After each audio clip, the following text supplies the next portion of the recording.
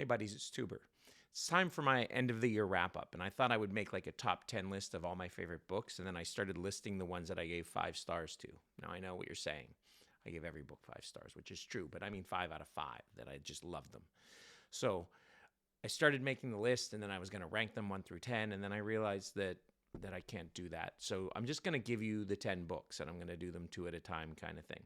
So the very first book that I read the whole year in January was The House of Frank by Kay Sinclair.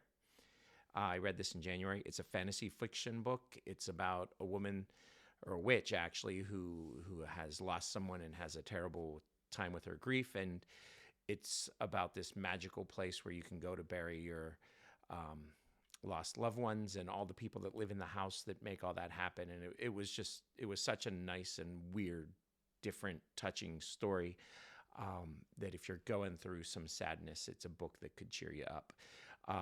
My second one is actually going to be like 2 books in one because they're both by the same author.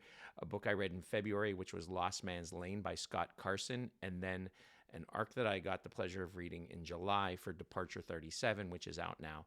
Both books are very similar. They're kind of like mystery, they're thriller, they're horror, they're coming of age. They both involve teenage kids being involved in things that are way bigger than them and how they deal with it. But I loved both of the books, and I'm sure I'm going to read a lot more Scott Carson before I'm done here. So those are 2 books. I'll be back again tomorrow, unless I don't record videos. I don't know. But hopefully I'll be back again tomorrow with 2 more books for you to look at and put on your TBR for 2026.